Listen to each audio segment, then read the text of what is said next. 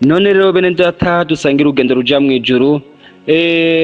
Ayo mashure amaze kuboneka naha mubona uyu munsi abantu aho kuvuga ukuri kwa Bibiliya ngo bigishe icaha ko ari icaha, abantu ngo bigishe ivyo Imana igomba, bobo bigisha ibijanye n'ivyo bize, bakigisha ibijanye n'amategeko bahawe n'abarongozi n'abarongoye, kuko hamaze gushingwa amadini menshi muri vya biremwa vya Satani. Twarabwiye uburyo bivuka ko bivukira mu miryango, vyaciye bikuriramwo ayo madini, ndetse bimwe biba n'ibirongozi vyayo, bimaze kubirongozi vyayo, ibindi birongozi vy'ibicaniro, ibindi birongozi vy'amakorare. Nukuvuga rero bica vyoroha yuko bitanga amategeko bishatse, bigaca bizimya umuriro wa mpwemu yera, hanyuma abantu bagasigarana iyindi miriro, wundi muriro atari wa mpwemu yera, kuko murabizi ahimuwe mpwemu w'Imana haca hinjira impwemu y'igikange. Ivyo murabizi igihe Sawuli amaze kugarariza akanka gukorana n'Imana,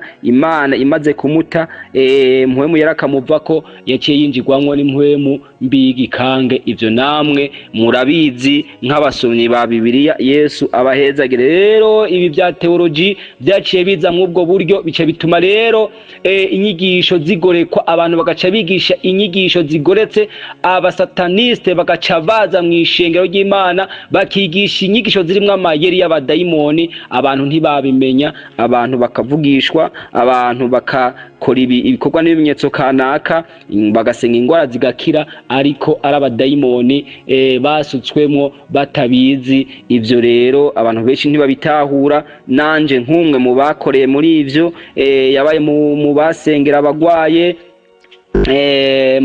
abagwaye, nkaba nabibayemwo nkoresheje ibimenyetso kanaka. Ndi umwe mu bo kubishinga kw'inahe. Naco gituma abantu twe dukwiye kwikangura, hanyuma tukamenya abo tunigana abaribo. Muri abo tunigana abaribo nababwiye ko ni biremwa biciye ubwenge bikomeye. Dusuye muri rya dini Satani yakoresha cane kugira ngo uyu munsi ibintu bifati iyindi ntambwe, kuko uyu munsi murabona hari idini rifise ijambo rikomeye mw'isi. Iri dini rya Katolike rifise ijambo rikomeye mw'isi. Nashimye kuri Domakuru Tokinanse kurivuga mfobetse, nari kurivuga mfobetse, ariko narivuze mfoboye kugira ngo abavyumva mu vyumva, babitahura mu bitahure, abavyanka mu vyanke nta kundi. Ariko nagira ndababwire bene data dusangira urugendo ruja mw'ijuru, bafise ubushobozi n'ubudahangagwa mw'isi. Yesu adufashe kandi adutabare cane. Naco gituma mu bwenge n'ubushobozi ibi biremwa bifise kubona umuntu avutse uwariwe, bikamenya biti uyu n'uyu azoba afise ubwenge, ubu ashobora gukora ibi n'ibi. Rero reka tubihindure bivanye n'igikorwa Imana iba yarungikiye umuntu. Ari yarungitse mw'isi kugira ngo akore igikorwa kanaka canke kanaka, ariko bagashobora hakiri kare. Mu gihe rero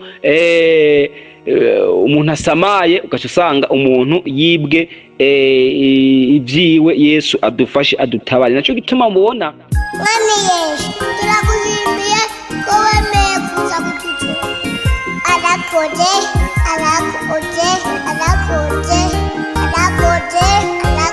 sane. Yesu nashimwe, Yesu nahimbazwe. Bwoko bw'Imana dusangira urugendo ruja mw'ijuru. Rero n'ubu nongeye kugirirwa ubuntu n'Imana gusubira kugaruka kugira ngo tubandanirize aho twari tugejeje. Iki ni igice kigira gatatu ca kiganiro imitego Satani ariko atega ikiremwa muntu kugira ngo bikunde ko akirimbura. Yesu adufashe kandi adutabare cyane. None rero nagomba tubandanirize aho twari tugeze mu gice kigira kabiri. Iki ni igice kigira gatatu. None rero twagarukirije turiko turavuga kubijanye n'iyobokamana, ukuntu Satani yateze kiremwa muntu aciye mw'iyobokamana. Yesu adufashe adutabare cyane. Ariko n'ubu nk'uko twama tubikora kutabikora, reka imbere uko mbandanya mbanze senge. Uhoraho Imana Data wa twese byagiye mu ijuru, se umwami w'abami Yesu Kristo, uragaheza yego cyane kubw'urukundo rwawe no kubw'imbabazi zawe.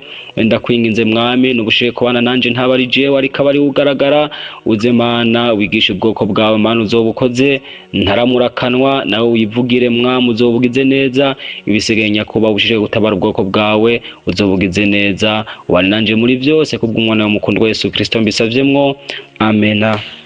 None rero bene data, dusangira urugendo ruja mu ijuru. Twavuganye ibitari bike ku buheruka, turavugana ukuntu Satani amaze kubona ko Yesu yapfiriye kiremwa muntu, ko Yesu yanesheje Satani nawe ntiyahagarikiye ngaho, yaciye abandanya akora ibindi bikorwa, yabandanije yubaka kumwe na bya biremwa vyiwe kugira ngo bikunde ubwoko bw'Imana ntibuze bubone Yesu. Nubwo Kristo yari yamaze kudupfira, nubwo yari yazutse, nubwo yamaze kurira mu ijuru, hanyuma akarungika mpwemu yera, Satani yagumye agwana. Ukigwanisho Satani afise nico kudaheba, nico kudacika intege.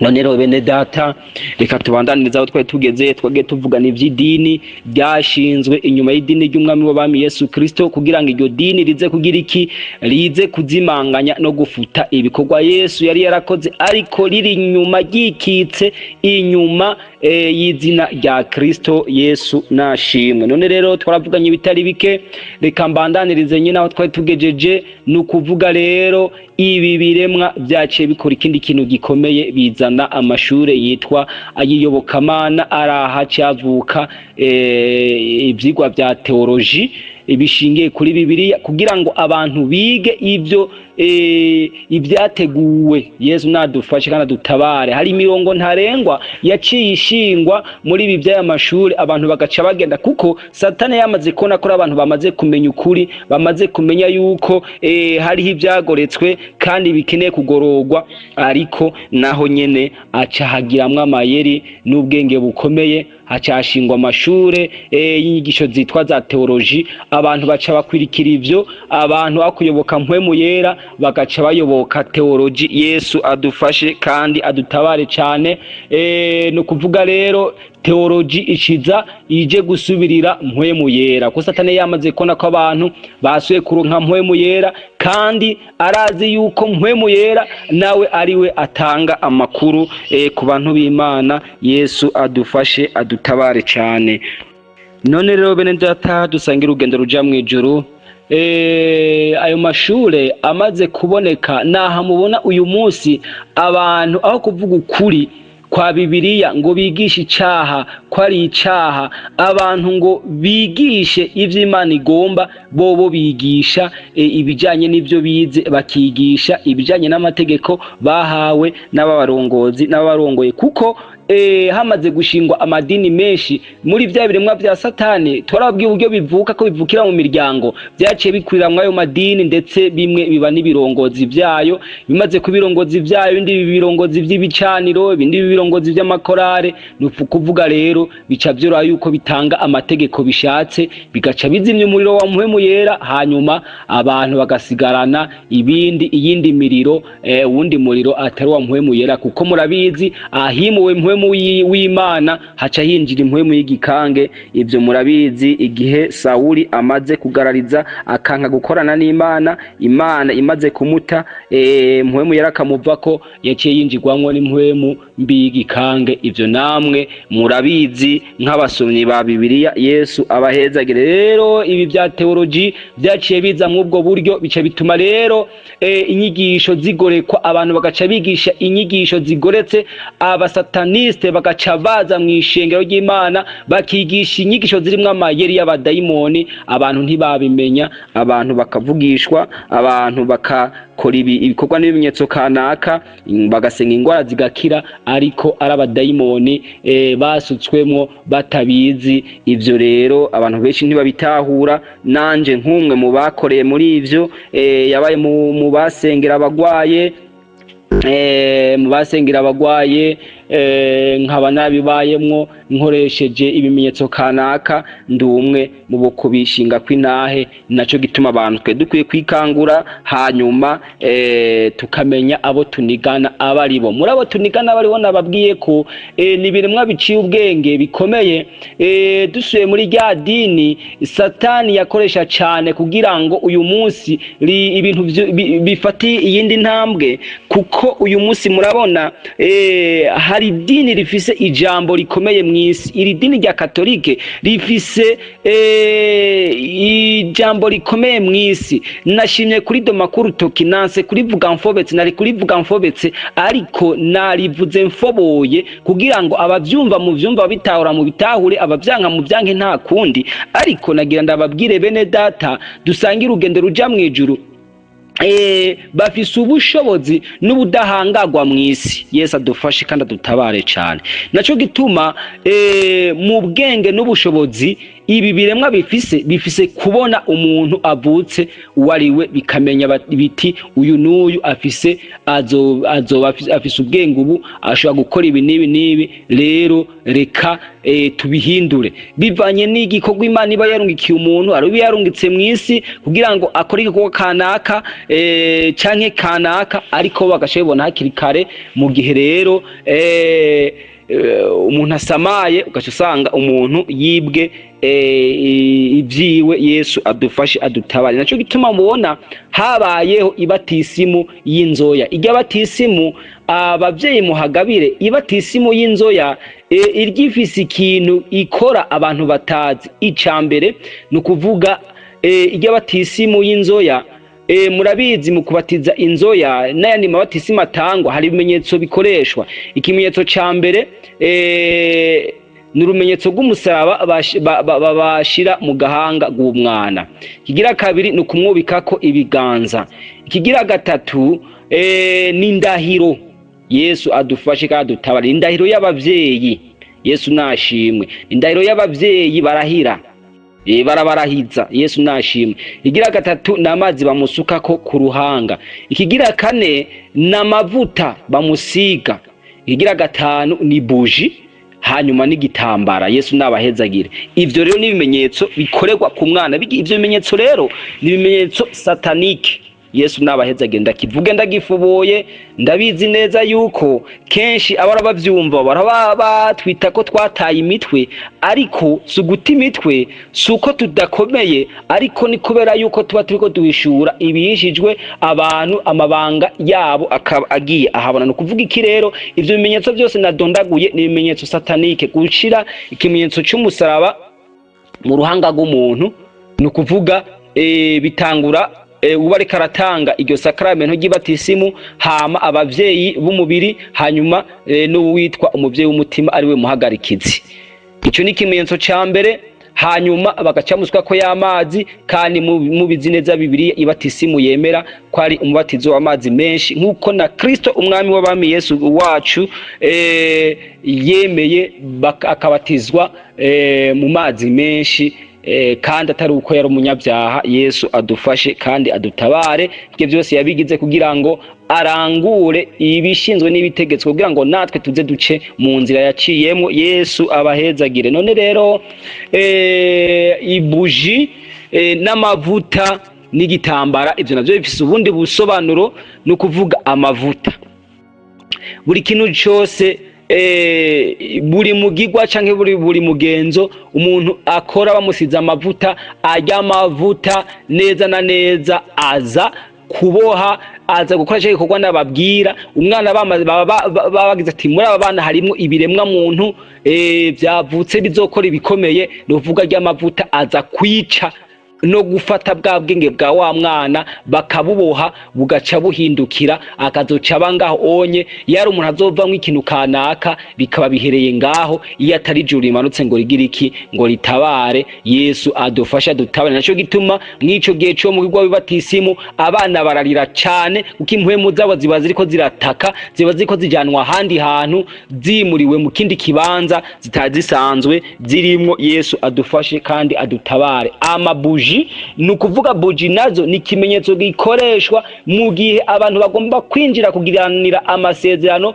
mu buryo butagaragara na Satani, ni bakoresha amabuji. Naco gituma rero umwana bakoresha buji ni ikimenyetso baba bagize iki, batanze ikuzimu yuko habaye amasezerano hagati y'uwo mwana n'umuryango we. No kuvuga nibo baba bamutanze, se na nyina barashirako igikumu bashirako narya amajambo bavuga. Icambere igikumu banza gutera nurya musara bamucapako mu gahanga, hama igikumu gira kabiri narya amajambo baza kwatura bababaza ati muremeye ibi nibi, bati turavyemeye. No kuvuga abo b'abavyeyi babemeye gutanga umwana wabo, no kuvuga aho onye vyaheze. Iyo umuntu rero amaze gutanga akaraka muvuyemo sefini, no kuvuga iki, impwemu y'umwana n'ubwenge bwiwe baca bagira iki, mu buryo bwa kidayimoni baca bavyugara, bakayiboha impwemu yiwe igaca imanuka ikaboherwa hehe, ikuzimu, wa muntu agaca baho nk'utabayeho. Yesu adufashe adutabare cyane. Cyo gituma uzosanga ari abantu bari incabwenge, ariko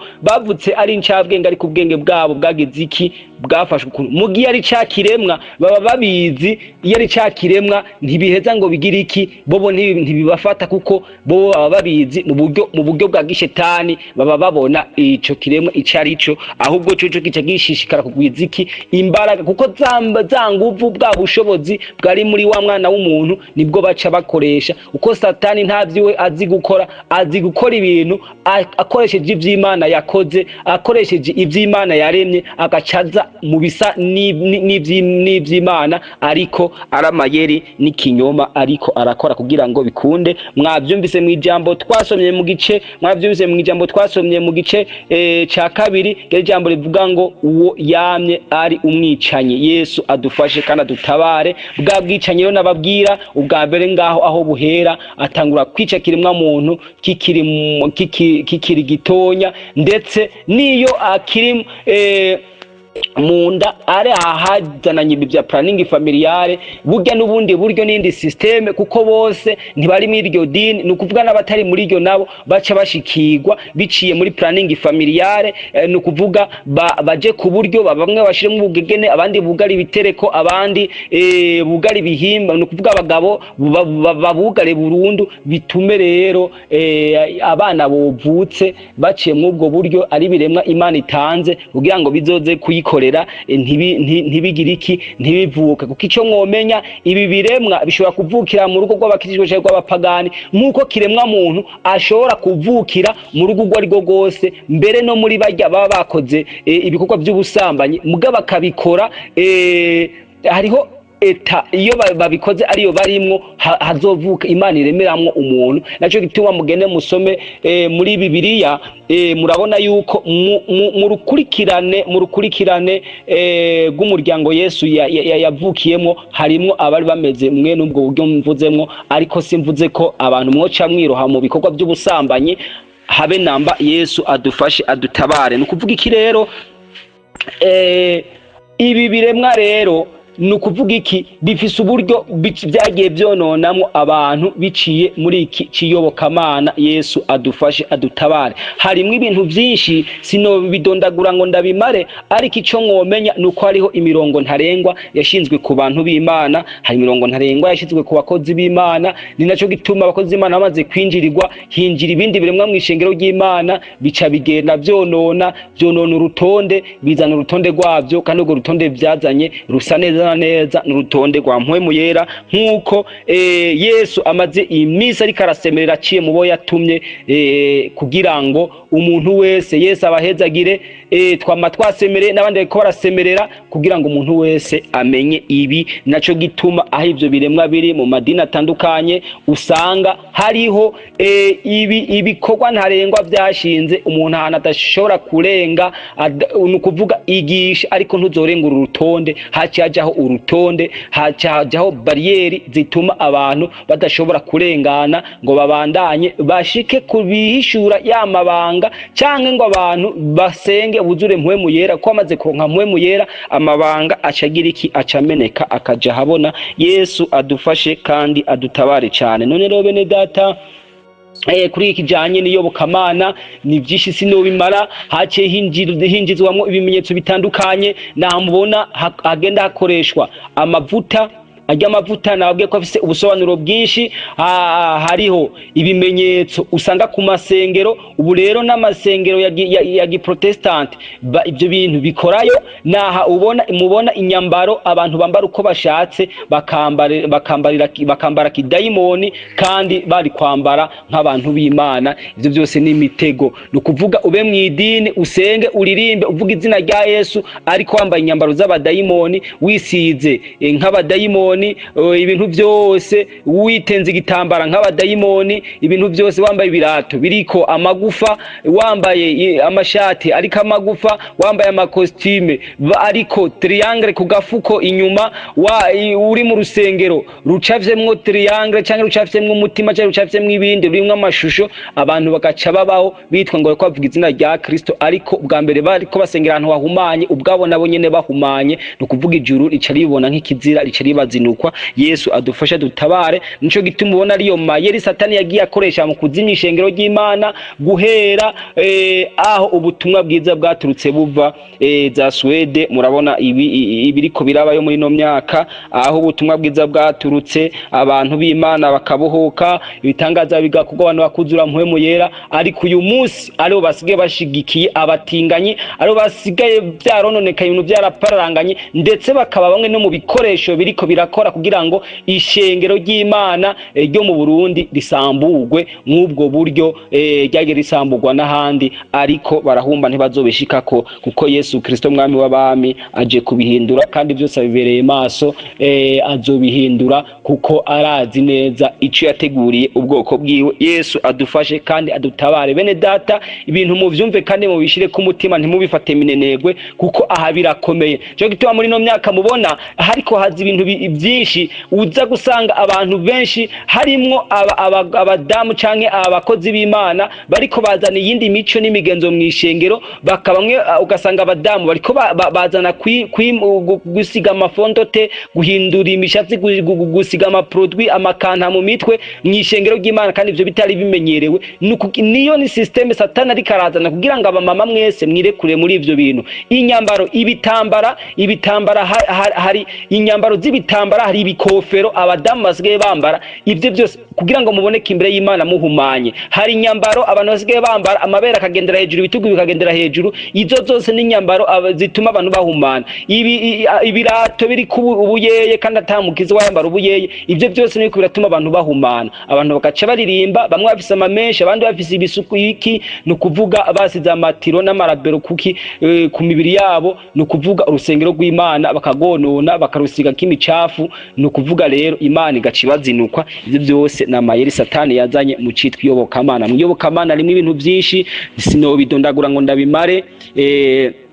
Igikomeye kandi giteye ubwoba ni bariko baragira c'amadini cyo guhuriza hamwe amadini, ari ryaje munabwira ngo turoshome mena home beritahurwa, ngo bamwe baritahura kumwe abandi baritahura ukundi, ariko inzira yose bavuga kwishikiroma niko bahenda abantu, ariko inzira yose muri make ngwishika muri Gihenomu, kuko iyo nzira yose imaze gushikiroma ubutera ugana uja Gihenomu. Yesu nabahezagire, kuko Roma numugwa mukuru niyo Babuloni ikomeye, nyina w'abamaraya bose, kuko niyo yaturutseko ubumaraya bw'amadini. Vuze amaraya akomeye cyane, ni ukuvuga niho amadini yaciye akomoka, na cyane cyane yo mu buryo bwa gishetani. Yesu adufashe dutabare, yaje kugwanya umugeni wa Kristo. Uko nubwo mubona amadini menshi azavuga Kristo, genda murabe ariko agwanya Kristo mu nyambaro, mu bikorwa, mu vyamwa hose ugasanga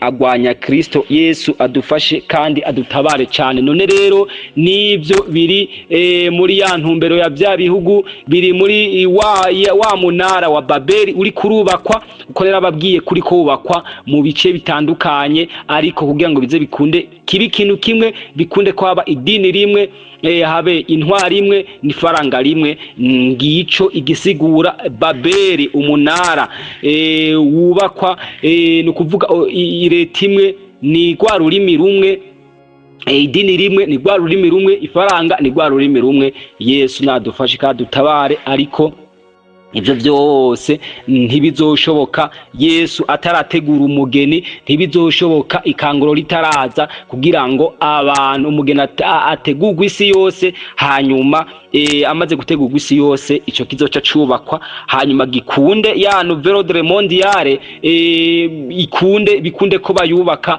hanyuma bimaze gukunda antikristo ace yima acatangura guhama ishengero, atangure kugica. Naco gituma benshi Satani yagiye abayovya agakoresha rino jambo avuga ngo umugeni wa Kristo nta mibabaro azocamwo, ngo antikristo azokwima ngo azokwima ishengero rya nyakuwe. Sivyo, ni ukuvuga ishengero rizonyakugwa antikristo yamaze kwima, mbere rizoryako imibabaro, rizoryako imibabaro, kuko barya bazokwanga kuja ko kije kimenyetso c'amajana 336 sabandi n'abantu bazoba bemera Kristo ni ishengero, kuko abazokwicunguza amaraso yabo bafise iryo sezerano n'Abisirayeli banse kwemera Kristo. Ico gihe nabo ntihazoba ari muri ico gihe, kizoba ari igihe gikurikira, ariko igihe ca mbere c'amajana 336 arivyo tuzoca tuvuga mu buryo vyateguwemwo bariko barabitegura guhera muri ibisata vyose turiko turavuga, harimo n'igisata gikomeye c'uburimyi n'ubworozi, arico tuca twinjiramwo, nico tuca twinjiramwo kuko nico vyateguriwemwo cyane gose, ku buryo bw'uko umuntu atazoshobora kuronka ukuntu abigenza atemeye ico c'amajana 336. Nimwico gihe rero ishengero zoba rikihari, hanyuma Yesu azoza gutabara kuko abona riri mu mibabaro, kuko ntituzohanagurwa tutarize, tuzohanagurwa ayo twarize. Nta urira atakubiswe, umuntu aririyo yakubiswe, nta mugabo akorora mose atakubiswe, nta mugore akora mose atakubiswe cyangwa atakintu cyamubabaje. Yesu yazoza gutora abariko barakubitwa, abababajwe, abaruhishijwe. Yesu adufasha dutabare, amarira azoduhanagura, saya yo kubura ivyo turya, saya yo kubura ivyo twambara, ego nayo nyene arimwo, ariko nayo kuzoba turiko turamwemangira imbere yazo ko badutoteza, kuko ishengero ryatanguye rihamwa ritegezwa kurangiza rigira iki rihamwa. Batanguye bacirwa amazosi, ritegezwa kurangiza baduca amazosi. Yesu adutabare kandi adufashe cyane. Naco gituma mwene data ukwiye gusaba inkomezi, nanje ngasaba inkomezi bwa kino gihe kize kidusange duhagaze neza. Yesu adufashe kandi adutabare cyane. None rero iki gice kijanye n'ivyiyobokamana reka ndakigarukirize ngaha, n'ivyinshi sinobimara, ariko uko Yesu azobigomba bizogenda bigaruka mu buryo bucanke uburiya, aca kuraba canke bariya. Yesu adufashe kandi adutabare cyane. Igice gica gikurikiramwo ngahanye tuca twinjiramwo ni igice kijanye n'ivyo uburimyi n'ubworozi. Yesu adufashe kandi adutabare cyane. Nkuko nariko ndabivuga, murabona turabona muri Bibiliya ijambo rivuga ngo ikimenyetso ca gikoko ngo naco ngo ni amajana 666. Ico ni giharuro c'umuntu kandi ni ca nyamaswa. Yesu adufashe kandi adutabare cyane. Rero iki kimenyetso abenshi bamaze iminsi beko ravuga ngo zikaranga muntu zikorana buhanga, bandi bavuga ngo watewe ngo zijya nkingo za COVID-19 n'ibindi. Mu bisanzwe ibi nibiteguza. Yesu nadutabare, nibiteguza kuko byabaye nkigerageza. COVID-19 yaje kugira ngo barabe yuko umugambi ushoboka. Yesu adufashe kandi adutabare. Ariko murabona intambara y'Uburusiya na Ukraine bije, murabona ko byaciye bihagarara. Kubera iki? Hari ibindi bari barateguye, kandi bobo babitegura ko ari ibintu bishobora kuba vuba cyane byihuse, ko murabona ko ariko arabyihutisha. Naco gituma mubona hari umuperezida yagarutse gutwara igihugu ca Amerika, kandi mukamubona ivyo ariko arakora muri iyi minsi. Burya byose biriko biza kugana kugira ngo bya bihugu bitanu bisubire bihure, bisubire vyiyunge. Yesu adufashe adutabare. Igihe mwabonye byiyunze, muzoce mumenya yuko antikristo bihejeje ko yimikwa. Yesu adufashe adutabare. Muzoce mumenya yuko antikristo yimitswe. Yesu mukabona Uburusiya, mukabona Ubufaransa, mukabona Amerika, mukabona ibihugu by'Uroyaume-Uni, mukabona bigiye hamwe ko ari ibihugu bitanu, mukabona bigiye hamwe, muzoce mumenya yuko nouvelle ordre mondiale yeko izoba yaheje kujaho. Yesu adufashe adutabare, ariko ivyo imbere yuko biba nuko umugeni wa Kristo ategezwa kugira iki, gutegurwa ubutumwa bwiza bukwira isi yose, ukuri kwagoretswe kugorogwe, hanyuma ishengero Yesu azoca aza kuritora ritagira agasembwa, ritagira n'amabarabaga n'injebejebe. Yesu adufashe kandi adutabare cyane. Iki gice nta jambo ry'Imana nasomye, ariko n'ubu turacyari kuri rya jambo abo tunigana abaribo. Yesu adufashe kandi adutabare cyane. Muri kiro kijanye n'uburimyi nariko ndababwira, no kuvuga mu kijanye n'uburimyi n'ubworozi, ibi biremwa bifisemwo ukuboko gukomeye kandi cyane. No kuvuga ngo nkuko byagiye hamwe no mu bindi bisata, narababwiye amashira hamwe hari za ONU iki, no kuvuga biri hari nk'umupolisi w'isi biza gucunga ikiremwa ibikorwa vya kiremwa muntu. Narababwiye uko bashobora gutegura inzara mu bihugu kanaka kandi kaba, bagategura intambara zikaba, bagategura ibikorwa kanaka bikaba, bagategura ibiza bigakunda bikaba, nkuko umuntu za covid zabaye, izi ndwara zitandukanye. Ivyo byose bene data nibyo bagiye bategura kugira ngo barabe yuko bohonya kiremwa muntu. Kubijanye rero n'uburimye n'ubworozi, murabona mu minsi heze kera abarundi twa dufise uburyo tubayeho n'uburyo turima isi zacu, iyi si ndimwa ntari bwonone kare nkuko bimeze. Rero baciye baja hamwe bagenda barondera ama produits chimiques yoza konona isi, mugabo uri kure yateramwe ukimbura. Ariko kugira ngo bize bikunde mu gihe c'ikimenyetso 636 mwico gihe ntuzoba wemerewe kuronka imbuto canke ntuzoba wemerewe gutera ivyo warutera ngo bimere, kubera hariho uburyo babikozemwo, arivyo nagomba ko turabira hamwe. Uburyo bwa mbere bafashe bagenda bakora ama produits chimiques, ubwa mbere na mbere aza konona isi. Aramubona hadutse iki kintu c'ama engrais chimiques, amayire n'ibindi, ibi vy'imyavu y'ikizungu, kandi muzi ko isi twe tumenyere kwirima dukoresheje tuyiteyemwo koje dukoresheje amase y'ikirundi, navyo ibi vyatsi vy'imborera, amase y'ibitungwa akaba dukoresha kandi tukimbura neza. Icambere ivyo tukibikora byatuma atandwara nyinshi abantu usanga bagwaraguka kuko barya ibintu atama produits chimiques arimo. Ariko icambere baca bakora aya ma produits chimiques arimwe ama engrais, boho murabona ko ziri n'ubwoko bw'ishini z'amazi zihari. No kuvuga iyo tubiteye igitegwa kiragira iki, gikwega ziga produit nizo zituma gica gisa neza ko barabigomvye. Ariko izo produits chimiques zica zisiga uburozi mw'isi, isi igaca igira umururazi kandi kabamwo uburozi. Hanyuma rero ivyo bitegwa, ibifungurwa byavuye mu ivyo bitegwa, iyo tubifungura ubwa mbere bica bigira n'ingaruka mbi ku magara yacu, kubera za produits chimiques zirimwo. Araha mubona ama cancer yabaye menshi mu bantu, indwara zidasobanutse mu bantu. Ico ni kimwe mu vya ma produits chimiques ariko aradutera. No kuvuga iki rero, isi yamaze kumenyera ayo ma engrais chimiques, no kuvuga iki ntuzosubira kuza kwiteramwe ya mase y'ikirundi nguce uronka umwimbu. Ico nigikunda. No kuvuga ihangiro rya mbere, abantu barimbuke buke bigende bibateza indwara, abindwara zidahitanye.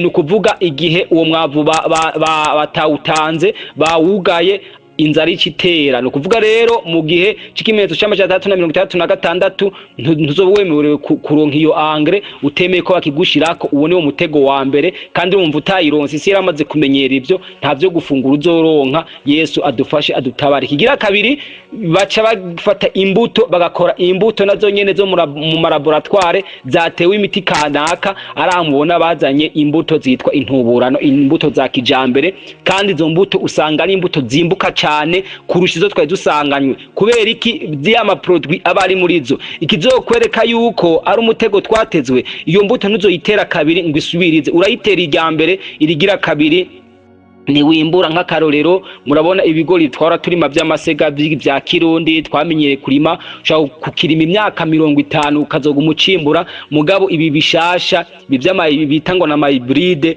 uragitera uyu mwaka ntushaka kukibika ngo uzogira iki ugitere gisuye cimbuke nkuko cahora. Kubera iki? Bafise uburyo babikozemo. Ibi rero nibizoza gukora mw'ico gihe, nukuvuga ntuzoba wemerewe kubironka utari muri yo systeme bagomvye bamaze gushiraho. Yesu adufashe adutabare.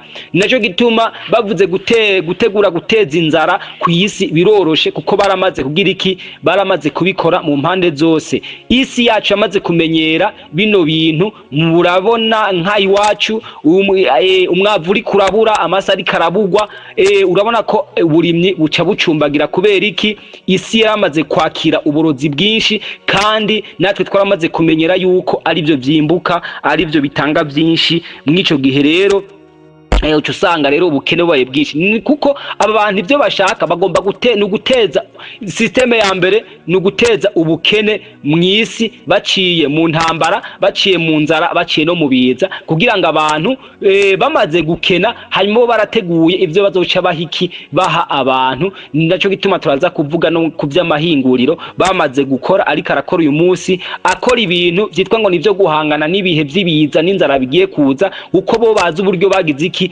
babiteguye. Uburyo babiteguyemwo rero bwa mbere ni ubu bwo kuduha amangre yaje kwica isi. Ubu buryo bugira kabiri ni izimbuto, bafashe imbuto twahorana barazihindura, bazana imbuto bikoreye ziri programme zishobora kumara igihe kanaka zikamera canke ntizimere. Yesu adufashe adutabare. Ikindi haca haza ibitegwa, kubera ubwo buryo barabikoze bidashobora kuresista ngo birinde imvura, ngo birinde amazi, bigashaza kugira ngo birinde amazi, bagaca bagira iki, bazana imiti yo kubipoma, bacakora imiti amaproduit yo gupompa nyabitegwa, kandi iyo miti tugaca tuyirya igaciza kutwononera iki, amagara yacu. Uwo iyo miti dahitanye agazoca yitanwa na yanzara, kuko yasi nigira iki, ntiba ikimera. Ayo yose n'amayeri Satani ariko arakoresha kugira ngo bikunde ko arimbura ikiremwa muntu. Genda murabe ubu unye ibiraya udapomfye umuti naco wimbura, itomate udapomfye umuti naco uronka, ubone ibiharage byashikiriwe udapomfye umuti naco uronka. Aho ni mu burimyi. Mu burimyi rero hakorewe umugambi munini cyane. Ntuzoba wemerewe kuronka izo mbuto, ntuzoba wemerewe kuronka ivyo urima utagize iki, utari muri yo systeme yabo. Uwo ni wo mutego watezwe abagenzi baja mwijuru, watezwe kiremwa muntu mu gihe c'ikimenyetso 336. Kandi genda mu birabe uyu munsi dushobora sino kuvuga ngo dushobora gutegwa n'inzara, ahubwo inzara muyitege akanya gutera biragaragara, kuko isi yaramaze kwakira ubwo burozi. Kandi ubwo burozi nyene twateramwo bariko baragira iki, bariko barabwimana, bariko barabwugara, kubera izi ntambara ziriko ziraba bitwaje ivy'ibitoro, uko amahinguriro atabitoro na nyamwavu ntuza ngushikire abari bawukeneye. Yesu adufashe adutabare. Akarero ka mbere nivyo muriko murabona guhera mu gihugu cacu ndetse no mu bindi bihugu. Ivyo nibaza ko muriko murabibona,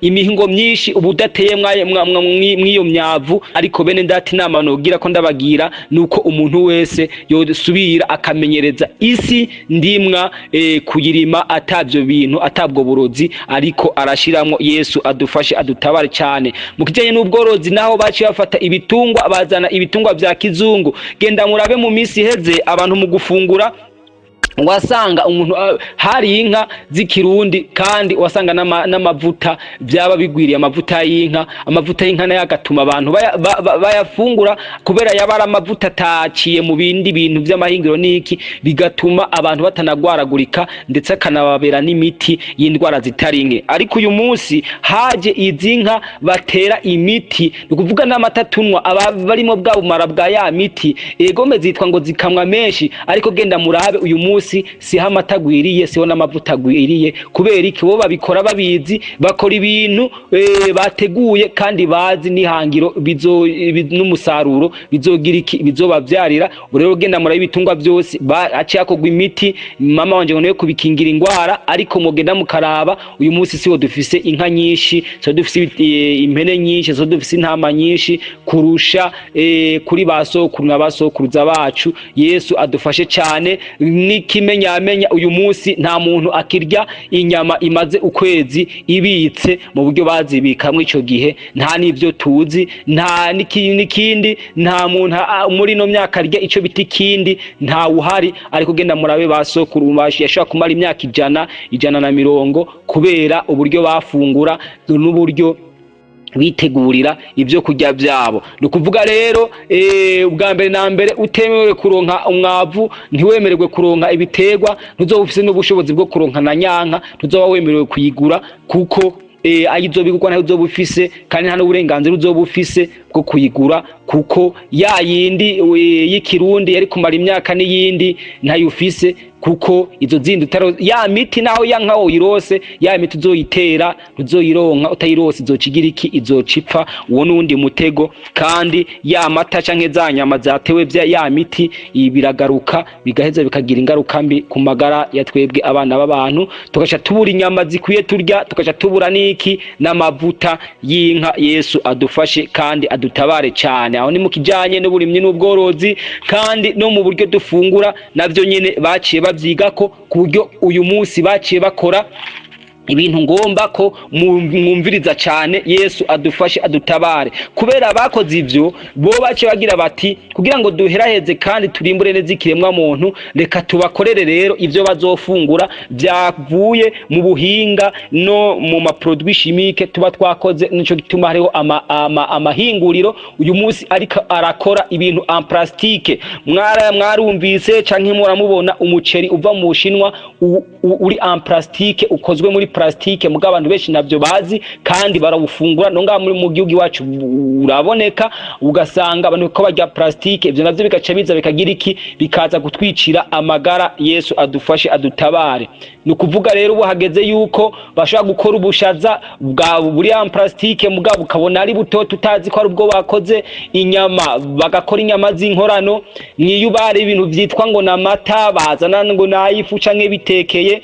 Uyu munsi murabona yuko hari ubworozi bwitwa ngo n'ubworozi bw'inyo, baragenda bagafata amashu bakorora inyo, bakorora n'ibindi bikoko tutazi ivyo ari byo, bakagenda bakabishira mu mahinguriro, hanyuma bagakuramwo bimwe bagakuramwo amata y'ifu, ibindi bagakuramwo bino birungo vy'amafu, ibindi bagakuramwo ibi bintu kanaka tugenda dukoresha twebwe tukama turya tuzi neza yuko ari ibintu bizima, naho ari ibintu bagize iki, bafashe amaproduit chimique, bafashe ubutare akarigo bavanga ama bakadukuramwo ivyo turya, bagaca bagenda bakabivanga na ya magufa n'ubwonko bw'abantu, mwumva kugira ngo bize vyice kiremwa muntu, vyongere bimuhumanye. Nukuvuga udashoboye kwambara ya magufa nababwira, kuko nababwiye ko vyose bikwegana, udashoboye kuyambara aca yarya. Nukuvuga rero ugaca uboneka imbere y'Imana waragize iki, uhumanye. Yesu adufashe kandi adutabare. Rero muri ivyo vy'amahinguriro bariko barakora ibintu vyose bishoboka kugira ngo bahangane n'ico bita ihindagurika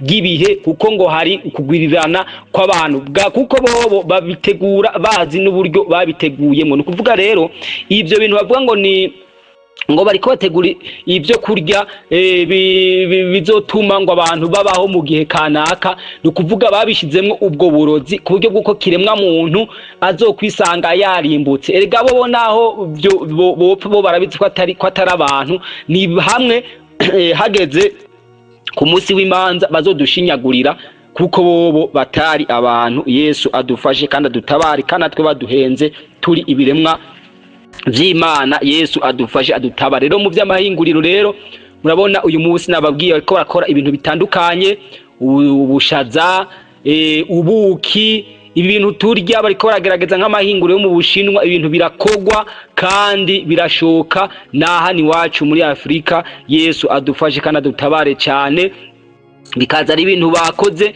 araha mubona hadutse muri no myaka, hadutse ibintu abantu benshi banwa biriko birasirikira mu bantu, na cyane cyane ibi bintu vyitwa ngo ni ivy'abakizwa, kuko abatari abakizwa bobo barabashikiriye, kuko mwarumvise umuntu anywa ikiboreza anywa inzoga igereranywa nk'uko ari satani ubwiwe, kuko iyo umuntu ayinyoye imukoresha ibikorwa nk'ivyo satani akoresha umuntu iyo abadayimoni bamwinjiyemwo. None rero abanywa inzoga bobo barafashwe, kuko bobo nta bwami bw'Imana baba biteze ko niyo batihanye. Ni ukuvuga rero abo bobo urumva nukubandanya babaha ivyo biboreza. Ariko igiteye ubwoba ubu n'abantu turiko turaja mwijuru n'abakizwa kugira ngo bikunde rya shengero ry'umwami wa Yesu Kristo, ariko rya dini ryiwe barizimye burundu completement. Hariko hakugwa rero ibintu vyitwa amaji, bafata ubutare bakagenda mu laboratoire bafise akomeye, hanyuma bakabuhingura bagaca bukuramwo amapudre. Ayo mapudre niyo baca bazana bagaca bavanga n'amazi, ugaca usanga rero bakuyemwo izi produit, bagaca bashiramwo na produit iyo bita produit de conservation izoyibikirimwo bwa bundi burozi ya magufa na bya bindi bintu. Bagaca bazana rero abantu bagaca ivyo twinwera, ukabona ngo nagafurusana. Nagira nkebura abantu nubwo abantu bavyirengagiza, naganda babwire nta nkere igihugu coshobora kuronka kirima abantu bazohera kuwa mbere banwa bagatoza kundi wa mbere banwa umwaka umwe 2 3 igihugu kimwe ibihugu 2 ibihugu 5 ibihugu 10 banwa ivyo bintu ku murango no mwijoro. Ivyo bintu bakabinwa hamaguma baronka aho basoroma izo mbuto babiganamwo. Naco gituma abantu mwiyubare bafata ubutare, bamaze gufata ubutare bage mu laboratoire bagaca bakuramwo ibi byose vy'amaji mubona. Subiza amazi nyuma, mbega mu bihumbi 2001 2002 kwibi bintu tubona uyu munsi bitari bihari, ibi vy'amafurusa n'ibi vy'amapome ibi vy'amaki ko atavyo twabona, ibi vy'amagrenardine n'ibindi ko atavyo twabona. Ariko uyu munsi biriko bitutuza biza nk'ibizinu canke nk'ubumegeri bwameze ku musozi. Ivyo byose rero mugende mu ko ibi byose vyaje ni muri bimwe vy'uburimyi n'ubworozi, mu by'abantu banwa, muri ibi vy'amahinguriro. Ibi byose n'umugambi wa satani kirimbuzi. Abantu banwa ubutare, abahushijwe na bimwe twagenda tuvuga bace bafatwa nibi, kuko byose nababwiye bigenda bigira iki, bihamagarana umugambi nyamukuru no kurimbura burundu ikiremwa muntu. Yesu adufashe kandi adutabare. None rero murabona mu byo turya no mu byo tunwa badukuye ku bintu biri natirere. Yesu nadufashe kandi dutabare. Burya uri kuranwa umutobe w'igitoki ntaco waheza ngo ukugire. Umutobe w'igitoki baganye mu gitondo ukacuwunwa utaraye, uwo mutobe bwa mbere ntiwakuborera, nta n'izindi ngaruka ku magara y'abantu, kiretse yuko byari ibintu natirere byatuma ahubwo umubiri ukora neza ugafunkisiona neza. Ivyo babidukurako baca batuzanira aya maji yandi y'ikizungu. Iyo umuntu yariye ivyamwa, akarya imicungwe, akarya mandarina, akarya amatunda, akarya umusigati, gikaju, akarya n'ibinyene twirimira, byaza kuba ku mubiri bigatuma mbere bimurinda indwara. Warya igitunguru bigatuma cuba ku mubiri wawe, bigatuma atangwara z'ivyurizi zipfa kugutinyuka. Ariko ivyo byose babidukuye ko batuzanira ivyo mu magopo no mu bushashi. Abantu turya tutarose za mayoneze, tutarose ibirungo, tutarose amasosi tomate yo mu magopo no mu mashashi, tutarose amasupagete, tutarose amasaradine. Urumva ivyo iwacu turya umenga ntivyoba biryoshe. Ariko ivyo byose byaje nk'uborozi n'umutego ku bantu b'Imana. Yesu adufashe dutabare, kuko iyo wari urafungura ibi vy'ibisoromano twirimiye, naho nyene twarimye tutashizemwo iki yama produit chimique nababwiye, kuko nababwiye byose birafatanganya. Ni wahushwa ni kufatwa niki, aco gituma twe dukwiye kuraba uburyo twe dukwiye kubigendako, tugasenga Imana ikaduhishurira uburyo twobikoze. Yesu adufashe, ariko ni muhumuri byose Yesu agiye kubigenza neza. Kuko bene data nababwiye uri kurarya ibintu by'ibisoromano, cyo gituma Danieli n'abagenzi be bisabiye isoromano bisabira n'amazi. N'abantu benshi ijambo ntajyo bahora bakunda kwiyumvira ko n'agaciro bari, kubera iki bisabiye isoromano bakisabira n'amazi asanzwe. Uyu munsi rero no kuvuga Satani yazanye igisirimu bivanye n'uwo mugambi bapanze wo kugira ngo bikunde abantu hazagere muri cyagiye twamaze gufatwa neza n'abazo basigaye badashaka kuhikura. No kuvuga iki rero baca bazana ibintu byo mu mahinguriro, batwibagiza kurya ibintu by'iwacu twirimiye, ibintu by'iwacu twasoromye, kugira ngo bigira iki bidufashe binatuvure n'ingwara. Kandi baca bakora n'uburyo bw'uko ahubwo bigabanuka ku rugero rwo hejuru, ku buryo bw'uko tudashobora guhazwa navyo, ahubwo tuza guhazwa navyo ari uko tubanje kuvanga na bimwe baduhingurira nabwo ubwo babikozemwo ubwa mbere na mbere nayo babwiye n'aya maproduit chimique bazanye duteramwo yaciye agabanya umwimbu bice bituma abantu tubaho tugize iki dutamye tugaca tubaho tutaronka ibidukwiye n'ibiduhaza kandi twitwa ngo turiko turima kijambere kumbe naho ubwo twari kurimamwo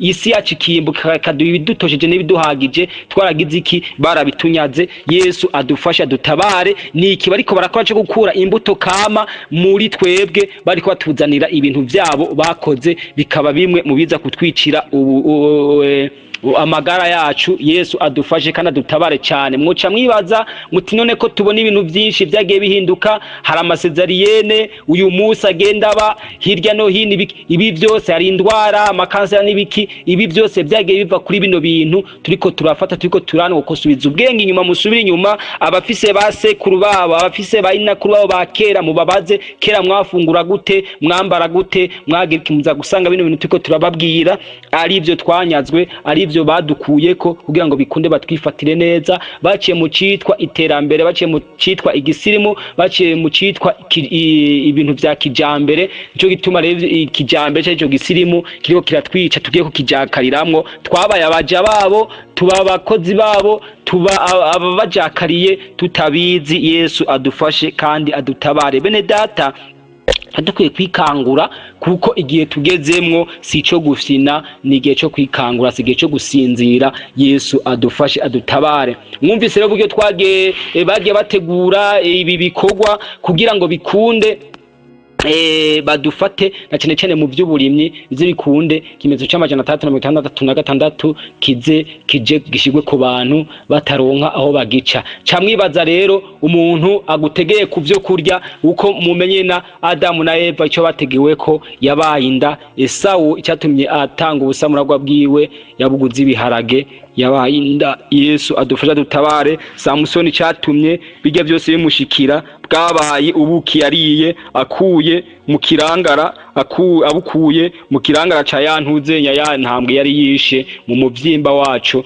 Ariko kandi muzi yuko Imana yarabuje yuko ata mu Isirayeli azokora ku muvyimba w'ikintu capfuye.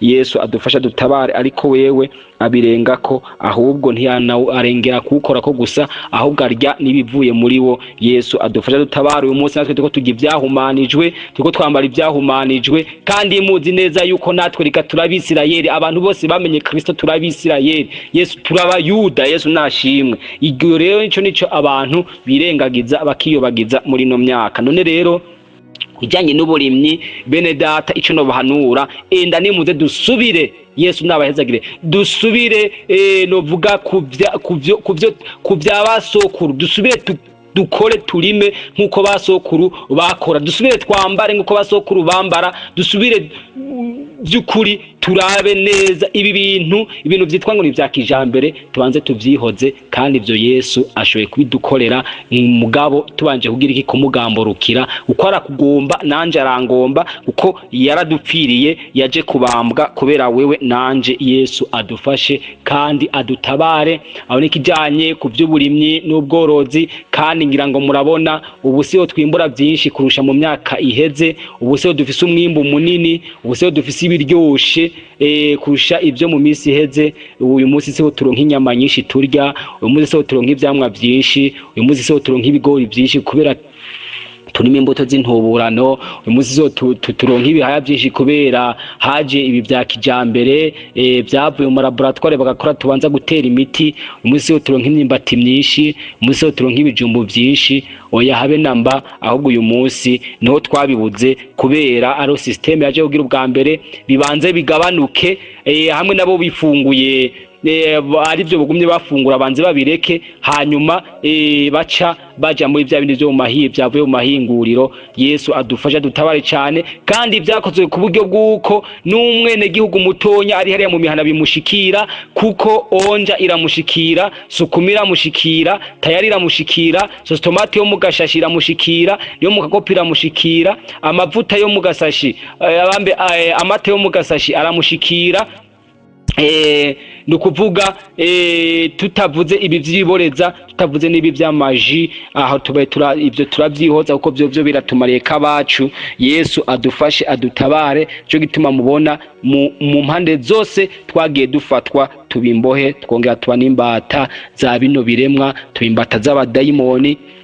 Abantu uyu munsi turasenga ariko ntiduhinduka, turakizwa ariko ntitubabakizwa bukuri, kubera hari uburyo twafashwe ariko tutabizi. Turavuga ubutumwa tugasigura ariko abantu ntibihane, abantu ntibashike kugororoka, kubera araho twategewe kandi hakomeye. Yesu adufashe kandi adutabare. Rero tuko turakora bino biganiro, ntitubikora kugira dutumwa cyo duca amafaranga, oya habe namba, kandi murabizi ico nama nakibabwiye, tubikora kugira ngo twikangure, umuntu wese yikangure. Ibi byose mubona, izi ndyane mu migambwe, izi ndyane mu madini, izi ndyane z'amoko, izi ndyane hirya no hino, ni byateguwe, ni byapanzwe na Satani aciye kuri bino biremwa, aciye kuri bano bamukorera. Ibi byose mubona, haba mu burimyi, haba mu bworozi, haba muri politike, haba no mu mashengero, ibi byose mubona nivyo twatezwe, n'imitego twatezwe. Bene data, ibi by'amahinguro mubona ariko hazi ibintu bishasha, ibintu bitekeye, ibintu bigize iki, nukuvuga ibi byose vyitwa iterambere, n'umutego watezwe kiremwa muntu. Yesu adufashe kandi adutabare cyane. Reka kino gice cya gatatu ndakigarukirize ngaha, tuzosubira naho utaha. Yesu ni abinkundira kabigomba. Yesu abahezagire. Mwami w'abami Yesu Kristo, uragahezagirwa kuko uri Imana y'imbabazi, urageza ku munyarukundo rurengeje. Mwami wacu urakoze kandi urakoze, shishikara kubana natwe, shishikara kubana n'abantu bose bazokumiriza no majambo. Mwimi wawe yera, shishikara kugenda basobanura abigisha, uzobukoze mu izina rya Yesu Kristo mbisavyemwo, amena. Isi cyo mubaza nshobora kwakura kuri izi nimero zikurikira: 6 4 ubusa 9 ubusa 3 6 5. Kubari hanze y'igikugu tambutsa agamenyetso go guteranya 2 5 7. Yesu abahezagire. Ijwi tusemerera.